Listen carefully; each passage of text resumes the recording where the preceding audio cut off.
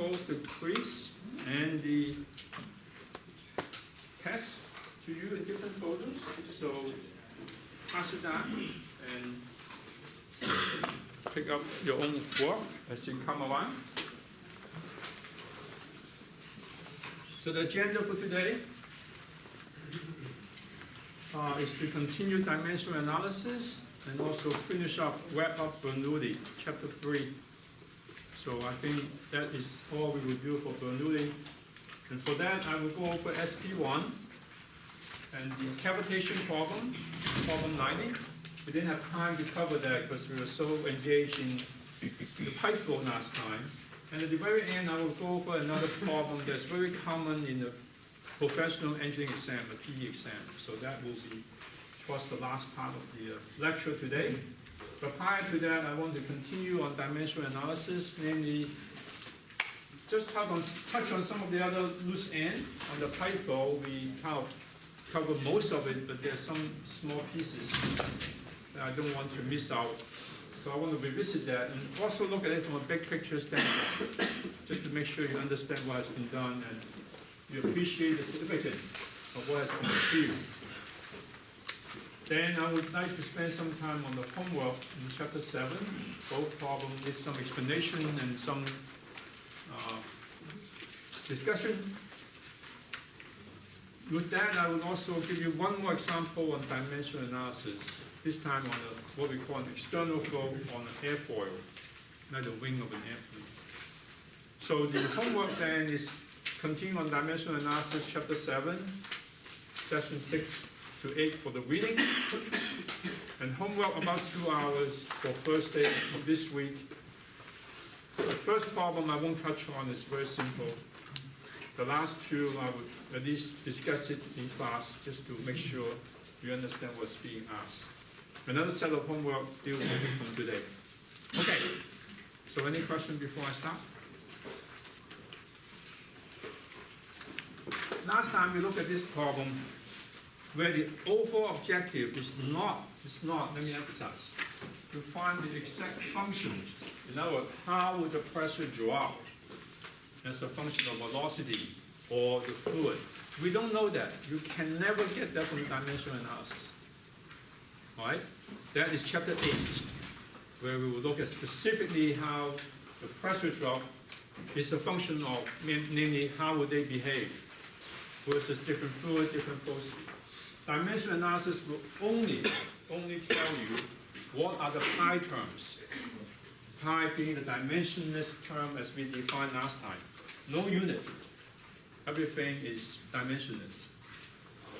Only thing that you can get from dimensional analysis is how do they relate, but not exactly a functional form.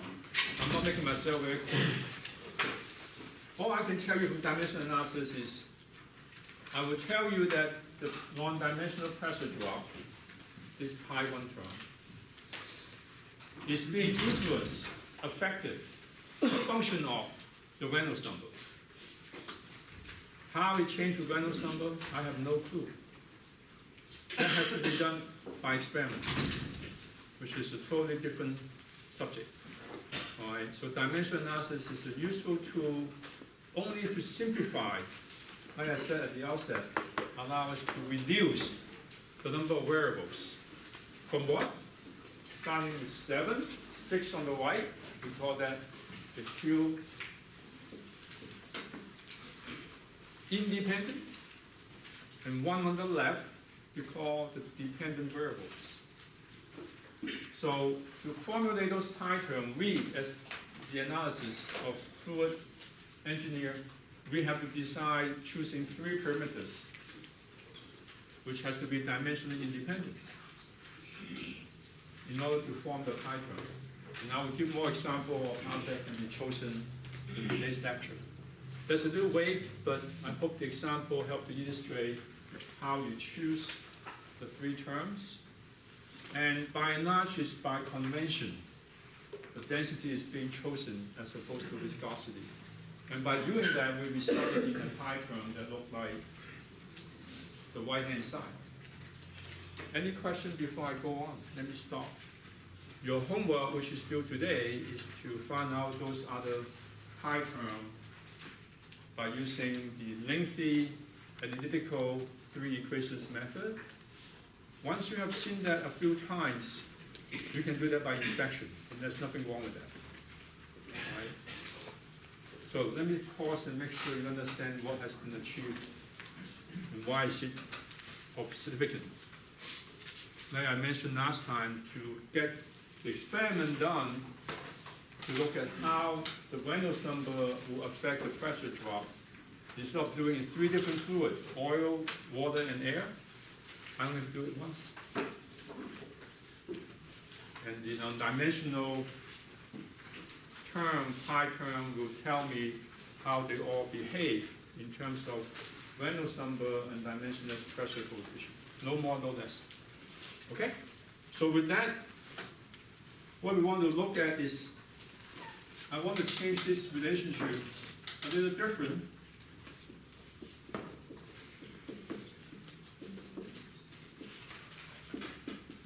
By adding a term 1/2 on the left-hand side of this pressure coefficient, C sub P, moving forward, is what we call the pressure coefficient. The 1/2 doesn't come from dimensional analysis. You cannot do that from dimensional analysis. It comes simply from convention. That I know from Bernoulli, half rho v squared is a term that we always use, and we call it the dynamic pressure. So when I define that, my function, the shape of how they relate, will be a little different. But so what? So what? Dimensional analysis don't tell me how they change anyway. So what I have then is a new formulation. Is instead of the reciprocal of Reynolds number, which is here, and now I have to write it in terms of just the Reynolds number. So this step sometimes cause some confusion, but again, my functional relationship can be altered by adding those parameters based on convention. Do you see that?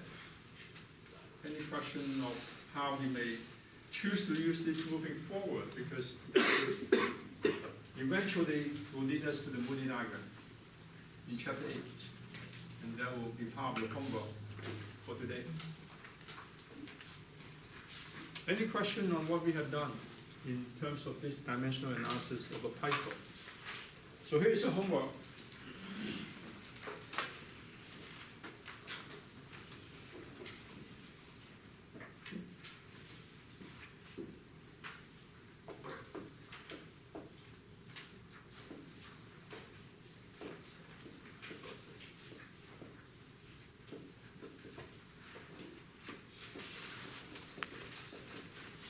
You're given a table.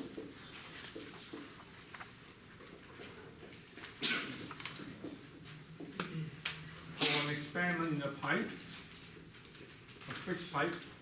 So you conduct this experiment, and you measure the velocity, and a delta P, the pressure drop. So this LB, once again, is what? Is force, arm force. And I make a mistake here at the outset. This is pound force per square foot. So you have this experiment of which you measure a fluid, and you measure the pressure drop, as well as that of the velocity. And part A is already done for you, is to formulate a dimensional analysis so that you have the pi terms to do part B. All right, so I won't repeat that. It's exactly what we have done in class last time. The next two parts, it's a little tricky. You are asked to plot the dimensionless pi term once you have done part A, of pi 1 as a function of pi 2. That is the Reynolds number. Left-hand side is the pressure drop coefficient. And then it asks you what type of power law will fit this data. In other words, how will the pressure drop related to the Reynolds number raised to some type of exponent, hence the word power law. And then the last part is the limitation of using this power law. That's the part that may be a little bit vague and hard to understand, so I want to just remind you, by way of the hint, I want to remind you of the Moody diagram.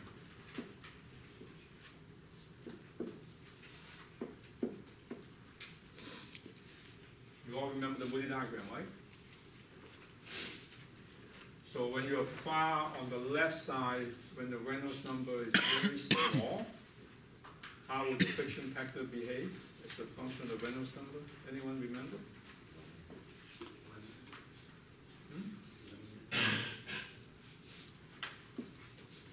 It's linear. All right?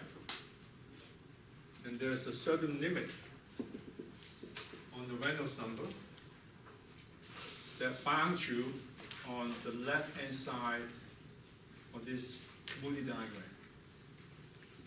Do you remember all that?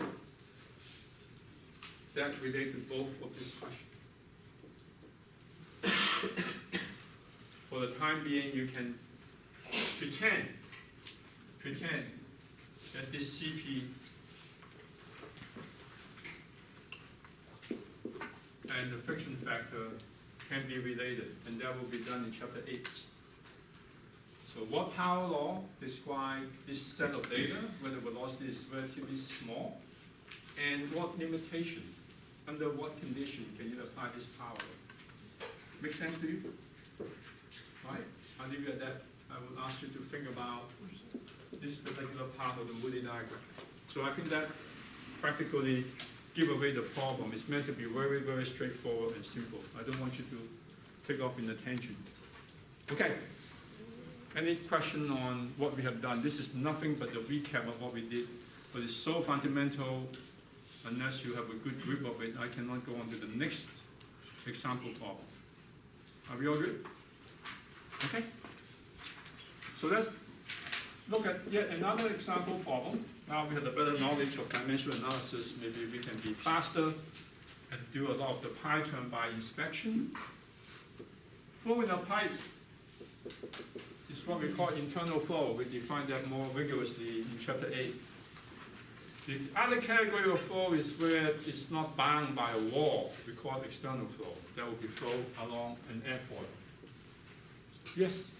Is that the pressure coefficient, is that referring to the entire delta P over 1/2 rho v squared, 1/2 rho v squared? I'm sorry, will you please ask the question one more The time? pressure coefficient, is it just referring to 1/2 rho v squared, or is it referring to not in the top board, it says pressure coefficient? Is that referring to the term, like the entire? Yes. So the denominator, if I understand your question, the denominator is called what? Half rho v squared is called what? Dynamic pressure. But the entire perimeter, entire non-dimensional coefficient in traditional fluid mechanics is referred to as the pressure, because this is the pressure. Coefficient usually is a dimensionless term, right? So instead of calling it a dimensionless pressure, moving forward, we'll call this the pressure coefficient. And the 1/2 comes about simply because of tradition, based on Bernoulli. It's not from dimensional analysis. Right? Okay. And you all understand how I can invert this Reynolds number and put it into this form. That part is subtle, but you understand in the context of dimensional analysis, I can put other constances on the right, and it doesn't change the nature of the problem. Make sense to you? Yes? That's because there's no units associated with it. Not only is no unit, I didn't tell you what functional form it looked like. I only tell you that pressure coefficient is a function of 1 over Reynolds number. I could equally tell you that pressure coefficient is a function of Reynolds number as opposed to 1 over the Reynolds number. That's what I meant. That's what I meant. I know it's a little subtle and a little confusing. The only way you can find out what function it is like in your homework, by doing experiment. The only advantage of doing a dimensional analysis is I have succeeded in simplifying my experiment. You still have to do it. There's no shortcut for that. But instead of doing it 3 times, and we'll go through the same example too, in different fluid, oil, air, and water, you do it only once. But that's significant, right? Questions? Okay, so an airfoil, very practical problem. Wing, lift, drag. You know, how can I reduce the drag? How do I increase the lift? So in this problem, I have a problem where the length or the chord of the airfoil is one of the perimeter. Here I'm interested in the friction. We call it drag. And the less the drag, the faster the plane can fly, and the less fuel it burns. So that is of primary interest for me as a Boeing engineer or Northrop Grumman aerodynamicist. Velocity in the free stream. Anything else that you think will be based on your engineering intuition that will affect how much drag will be generated? Yep. Curvature of the foil. Curvature of the airfoil. That's a fair comment. But it turns out the chord as a length scale, at least on the first order, can represent that effect for the time being. For the time being, okay? That's a very fair comment. And I may revisit that at the end after I go for dimensional analysis. Yep. Yes? The density of the air or the fluid covering the So the fluid properties, right? Which from the pipe flow we learned density is one of them. And what other perimeter you think is important for drag? What causes drag?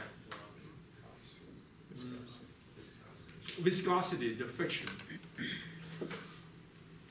Now there are others that at first glance may be important. So let me give you another example. What about temperature? You think temperature is important? It should So how will temperature change for a practical airplane? Flying at sea level, flying at 30,000 feet. What's the difference? It's a lot colder. And also the pressure is different too, right? I talk about temperature, but then you can say, well, why not pressure? Because at 30,000 feet, the pressure is maybe half of what we have at ambient or sea level. So how would those be represented in those perimeters that we have chosen? It's in terms of density, which changed by ideal gas due to pressure and temperature, and the viscosity. When the temperature is considerably lower, that will be represented by those perimeter in terms of how they relate to pressure and temperature. Right? So this intuition is non-trivial, but based on a lot of development over the century of fluid mechanics, it's very well laid out. So the fact that curvature is not is because from experience, we found out one length scale, the chord, is sufficient to describe the problem. Likewise, you can argue, what about the thickness of the airfoil? Yeah, you can do that, but choose one, but not all. In other words, if you take the chord as length, the thicknesses of the airfoil can be, in a loose sense, be represented by the length scale of chord. Right? So this type of intuition is non-trivial, but after a few more homework, you have seen most of what is in fluid mechanics, and as well as reading the text, you see other applications that we don't have time to cover in the lecture. Yes? Is your length your path integral to your distance, or is it just your x distance? So the question is very detailed now. Is this length considered from leading edge to trailing edge in the axial distance, or is it actually along the true chord of the airfoil? Okay, in the context of what we are doing for dimensional analysis, is insignificant, it's inconsequential. As long as I pick a representative length. Okay, so you can pick what you want, but you just have to define it in the subsequent analysis and your experimentation. You can choose the thickness of the airfoil too. So all those can be interchanged without changing the nature of dimensional analysis. Does that make sense to you? I know it's a little vague, but those are typically what I call that intuition, which of course at this stage is a little lacking for you, but with a few examples it will come. So with all that said, here's what I have to work with based on this airfoil problem. Questions? Okay, so how many Q's do I have? Those are the parameters that influence the dimensional analysis. Q1, my dependent variables, meaning that the drag is solely a function of the terms on the right-hand side, and there are 4 parameters that can affect the drag. That is how we start, and that is step 1 of dimensional analysis. You see that? Questions? So what can you tell me about the pi theorem, which I didn't cover when I asked you to read? What did I do with the pi theorem last time? And what does that tell you? How do you use it? What is the pi theorem? Anyone? What can you use the pi theorem for? There's only one thing. Yes? To simplify into only using 3 terms? Yeah, it tells you how many resulting dimensionless perimeter will be expected when I go through this analysis, right? And what is that? Or how many perimeters for this problem do you expect, and how do you get it? 4. Okay, that's interesting. What is pi theorem?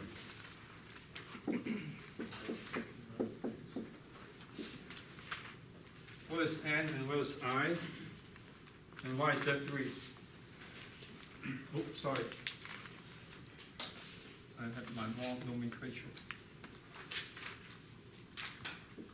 I is the pi term that will result in, n is the total number of variables, dependent and independent all add together. So this is a repeat pi theorem. The only consequence I can get out from it is how many pi terms I would expect when I'm done. No more, no less. That's all there is for the pi theorem. And this 3 comes about due to what reason? Fundamental units. The fundamental unit of mass, length, and time. Because I want to form a term that is dimensionless, no unit. So I'm able to eliminate those 3 fundamental units in my formulation of the pi term. So what's the answer of pi term for this problem? How do you get 2? Minus 3. 5 minus 3. So it's not 3.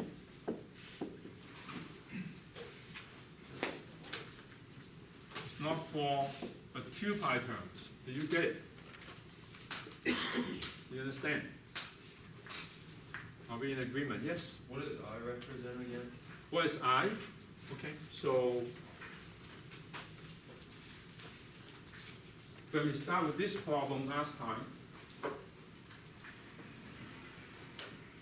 I have this so-called Qi in here. Q is general variables that when we formulate the dimensional analysis, when we don't know what are the parameters that will influence the physics of the problem, we simply call those terms a Q. So Q1 is the first term on the left and the only term which is my dependent variable. The subsequent term on the right is what I call Q2, Q3, Q4, Q5, Q6, and Q7.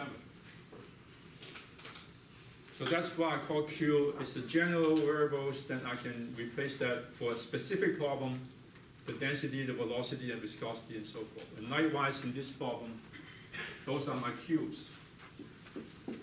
And there are a total of 5 of them. One on the left, whatever remaining parameters on the right. And we call this independent variables because each one can change by itself without any coupling of the others. I can change the velocity without changing my density and my viscosity. And when I do change the velocity, the drag will change. And hence, this is what we call the dependent variable. Any changes on the right will result in the change on the left.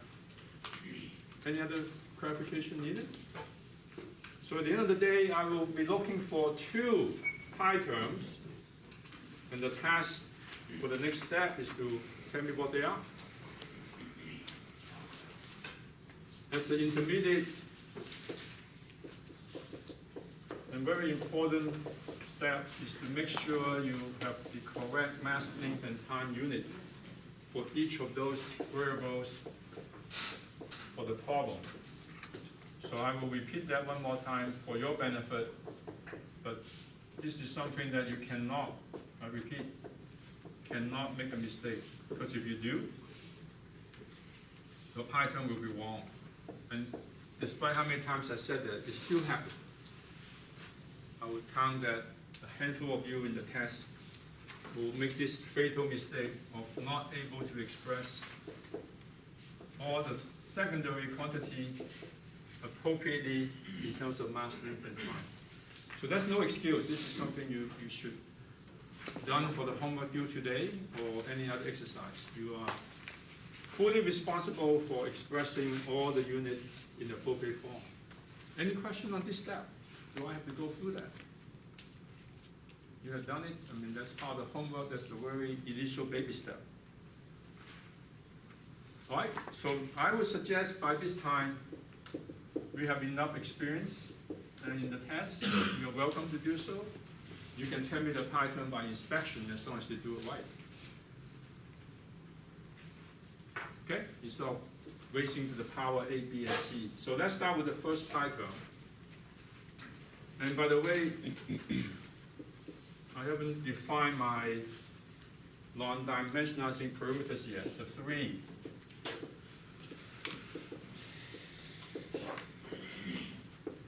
That you have to choose in order to form the pi terms. Any guesses? Any suggestion? It's getting simpler now because there are only 4 terms on the right. Of those 4, I have to pick 3 with one caveat. Those 3 has to be what that you choose? Dimensionally independent. So, any particular preference, what you may want to choose, so that when you're done, you may end up something that looks like what we have done with the pipe flow? Anyone? Yeah. Density, velocity, and length. Yep. It's almost the same as the pipe flow. If you look at what we choose for the pipe flow, density, same. Velocity, same. A length scale. Instead of diameter of the pipe, now I choose the chord of the airfoil. Or the thicknesses, if you choose. Or the axial chord leading to trailing edge. Or the aerodynamic chord, which is the one for the shape of the airfoil. Just a length scale. Right? So we kind of make the problem very similar to what was done for flow in the pipe. Different physics, wall bounded flow. This is airfoil cutting in infinite air. But now with that choice, I'm ready to pick my next step and the final step. Do you see any dilemma with choosing these 3? Are they dimensionally independent? Can you pick two and get the same unit as the third one? No. No matter how you combine them, that won't happen. All right? Question on that detail? Now tell me, with all that done,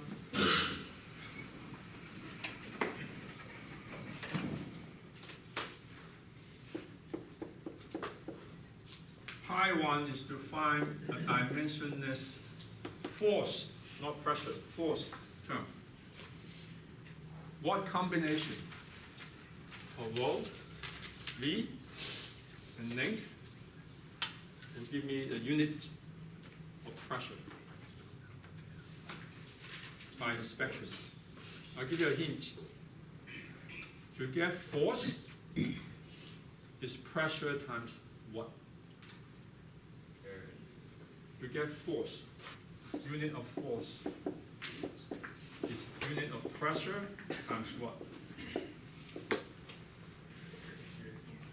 Times what? Area.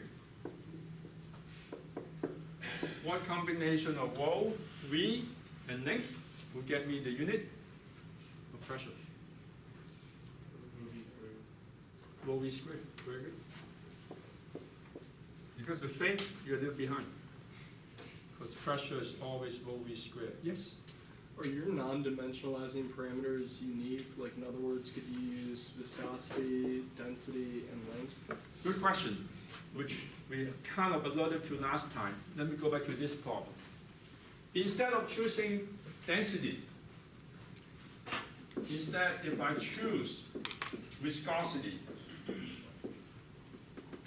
for the pipe problem, is that acceptable? Are these three dimensionally independent? Yes. There's no way I can combine any two, velocity, diameter, and have any hope to get the same unit as viscosity. So what's the answer to my question? Is this acceptable? The answer is yes. Yes. Likewise, coming back to here, instead of using density, I use viscosity. Is that acceptable? Yes or no? Answer is yes. But when you're done, and actually it's a good homework for you to do, although it's not asked. When you're done using the viscosity, you won't get the rho v square dimensionless pressure coefficient like I want to. You end up with something that has viscosity in the denominator. And that's non-traditional. People don't do that. All right? So the part that we choose density is not by intuition, it's by tradition, by convention. And that's the only way, from experience, you will know.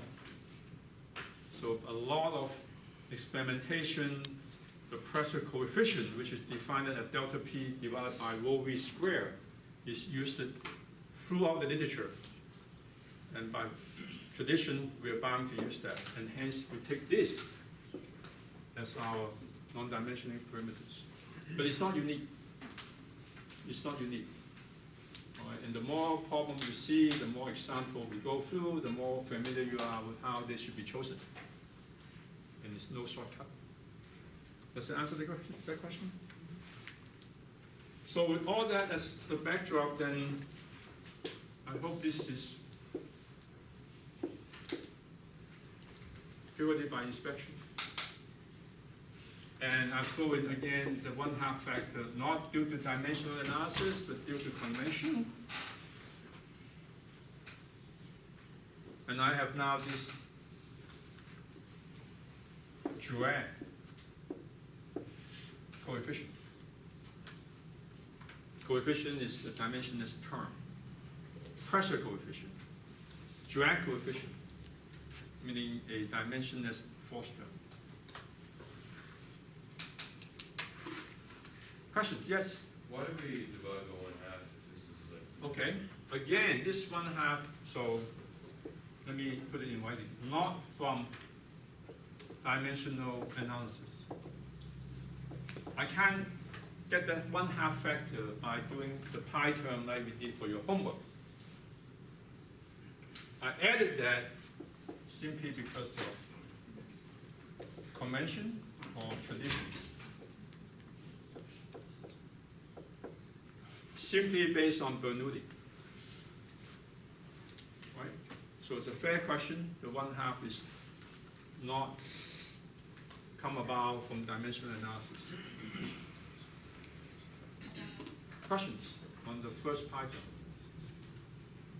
Yeah? If we determine like force is equal to like rho v squared, why do we also divide by like L squared? Why? Okay, so let's go back to this term here. The denominator, the numerator is force, right? In pound force or in Newton. And one way for me to get that unit is to take the pressure, which is Newton per meter square or pound force per inch square, and multiply by an area. Only then I would get the same pressure, same unit as force. So what I tell myself is area is length square, which I have. How do I get a pressure term from the 3 perimeter that is chosen? That's rho v squared. All right? Other questions? So the last step, there are only 2 pi terms, so I'm close to finishing, is taking the density, velocity, and the length. Density, velocity, and length. We're done with the first pi term, pi 1. Second pi term is taking the viscosity and somehow combine that with the length, velocity, and density to get a dimensionless term. Have you seen that before? And you'll be seeing that many times over. So can you tell me from your experience, what would that term be? Without going through the exponent of I, j, and k, and all that lengthy 3 equations, 3 unknown algebra? Yeah, the Reynolds number. You see it once, you see it all. Anytime you see a viscosity, pretty much you know it will be resulting in the Reynolds number.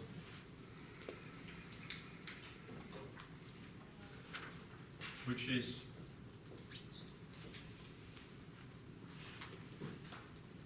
the same as we see in the pi flow.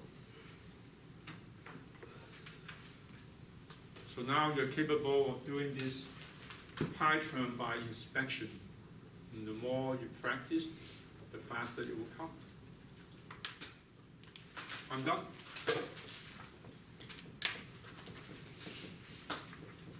This simple problem, that is the first order, meaning the other secondary consideration, but we're focusing on the big picture now.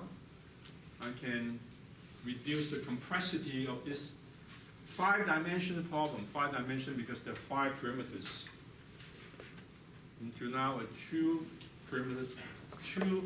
1-dimensional perimeters problem. Yes? So for pi 2, did you put viscosity on the bottom just for the sake of making it look like the Reynolds number?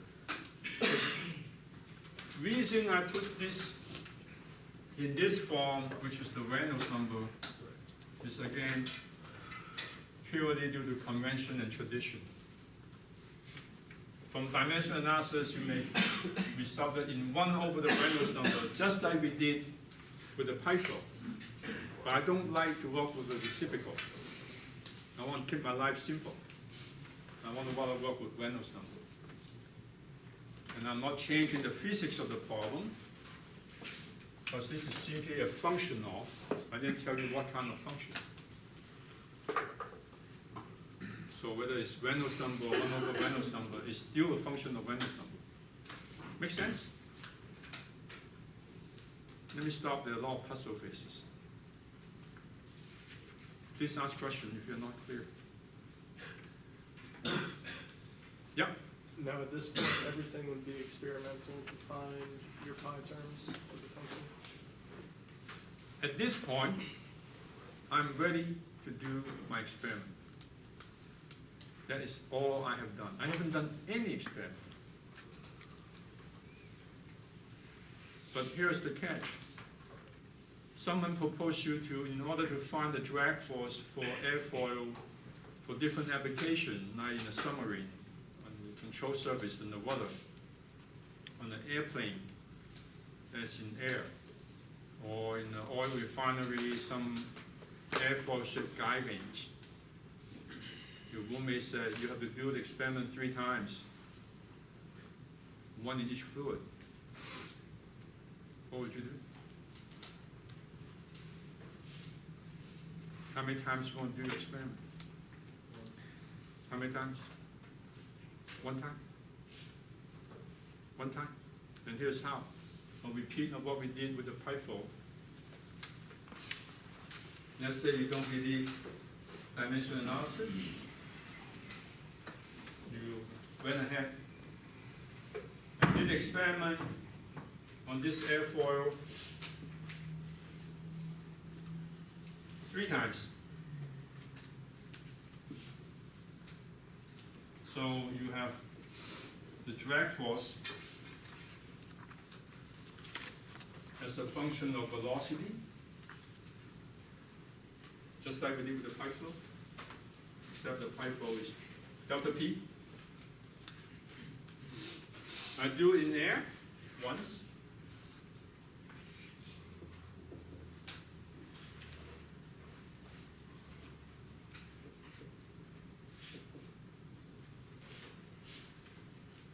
For one size of the airfoil,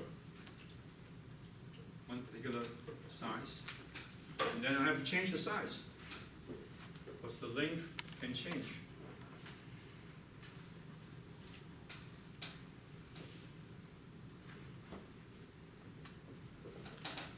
And let's say I happen to have 3 different size airfoil of the same shape. I ran it in air 3 times, and I get this data. Right? And people do that in the wind tunnel. We do that all the time. You have a force balance, which is an instrument that can measure the drag on an airfoil, and you want the wind tunnel at different speed, changing the velocity. You're done with one size of the airfoil. Then you change the bigger size and do it 2 more times. Right? Any question on this experiment? This is where you pay to obtain the data that your customer can use. Dimensional analysis is just a lot of song and dance to help you to reduce the complexity of this experiment. Yes? Why do you have row double prime and you? Because I'm going to now look at the same experiment but do it in in water and in oil. So this double prime is to separate the different fluid properties. Yes? And why did you choose your x-axis to be the velocity? I don't have to. I can do this, but it will not get me in the form that is traditionally acceptable in the community. So again, it's my tradition. But why did you pick the velocity in comparison to force? Why is that the variable you picked as the... It's the easiest for me to do in the wind tunnel, is to change the speed. Changing the size itself is fairly tedious, right? So I only choose 3. For velocity, I can incrementally change the speed with relative ease of controlling the motor that run the wind tunnel, right? So guess what you will do next 2 more times? If you don't believe in dimensional analysis, well, you will repeat the same experiment, same airfoil, 3 different sizes. Now you do it in water. Or for the sake of argument, let's say you are doing some exotic application where in outer space, instead of using air, you use nitrogen for some very rare application of space. So I have a different density and viscosity for nitrogen, which is not air. And again, I obtain 3 graphs for the same 3 airfoil sizes. That's my second experiment. You see what I'm getting to? What do you think is the third one? Do it in water. another set of curve. Same airfoil sizes. And now I use roll and refine. Sorry, roll and build without applying. So you see the direction I'm heading. It's the same of what I did in the flow in the pipe. Now I make the same mistake twice. What can you do to help me? What have dimensional analysis allow you to cheat? And cheat in an honorable way? What can you do? What have we done for the pipe flow? You make dimensionless term. What dimensionless term? Pi 1 over pi 2. And again, what is my pi 2? What is pi 2? The Reynolds number. And what's pi 1? We call it the drag coefficient, dimensionless, which is what I have on the left for the pi 1. Do you see that? How many curves will be resulted from this relatively complex experiment that takes you weeks to do? One. All that data collapse when you plot them. There's only one curve, because dimensional analysis forced me to conclude with no ambiguity that if I am given a pi 2, which is the Reynolds number, I have no choice but to give you only one drag coefficient. It's unique